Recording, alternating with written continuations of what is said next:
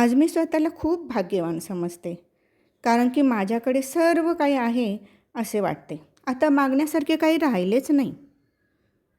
पण एक काळ असा होता की जीवन संपवून टाकावे अशी परिस्थिती निर्माण झाली होती. घरातले सर्वजण डिप्रेशनमध्ये आले होते आणि अशातच मला एका शिबिराला जाण्याचा योग आला.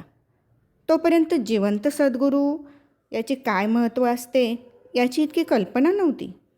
पण मनापासून वाटायचे की आपल्याला कोणी चांगले गुरु मिळावेत आणि बाबांच्या रूपाने ते मिळाले. जेव्हापासून समर्पण फॅमिलीशी जोडले गेले, नियमित ध्यान धारणा करत राहिले, माझ्या आयुष्यातले बरेचसे प्रॉब्लेम एक एक करून दूर होत गेले. समर्पण म्हणजे नेमके काय, सामूहिकतेचे महत्त्व काय हे समजायला लागले. ध्यानाचे फायदे हळूहळू कळायला लागले. जीवनात स्थिरता यायला लागली. संयम, संतुलन यामुळे प्रत्येक संकटाला कसे तोंड द्यायचे हे कळाले. मी असे म्हणत नाही की माझ्या आयुष्यात एकदम जादूची कांडी फिरावी तसे सर्व काही क्षणात छान झाले. जे आपल्या प्रारब्धात असते ते आपल्याला कर्म भोगावेच लागतात. ते कोणालाच चुकत नाही असे स्वामीजी नेहमीच सांगतात. त्याला मीही अपवाद नाही. मला देखील खूप स्ट्रगल करावे लागले. पण स्वामीजींमुळे ते वाईट दिवस कसे पटकन निघून गेले हे समजलेच नाही. धन्यवाद स्वामीजी. यावर्षीची गुरुपौर्णिमा माझ्यासाठी खूप स्पेशल ठरली.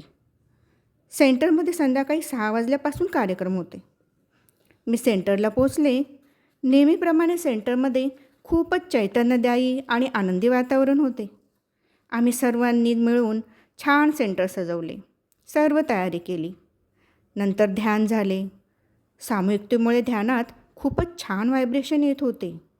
स्वामीजींच्या कृपेमुळे मला आणि माझ्या मिस्टरांना आरती करण्याची संधी मिळाली. आरती करताना खूपच शरीरावर रोमांच उभे राहत होते आणि जबरदस्त व्हायब्रेशन. सगळ्यांनी सामूहिकतेने आरती केली.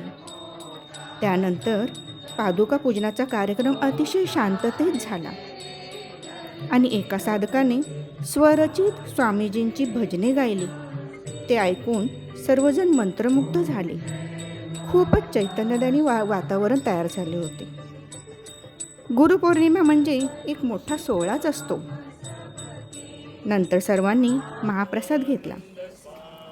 स्वामीजी सूक्ष्म रूपात येऊन प्रत्येकाला आशीर्वाद देतात.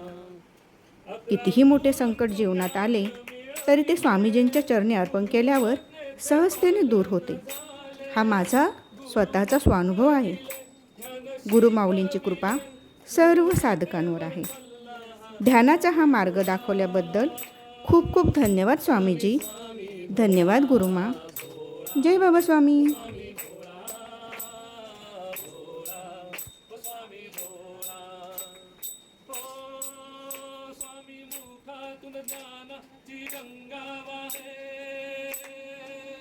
स्वामी मुख से ज्ञान की गंगा बहे, माता गुरु माँ बाबा तेरे संग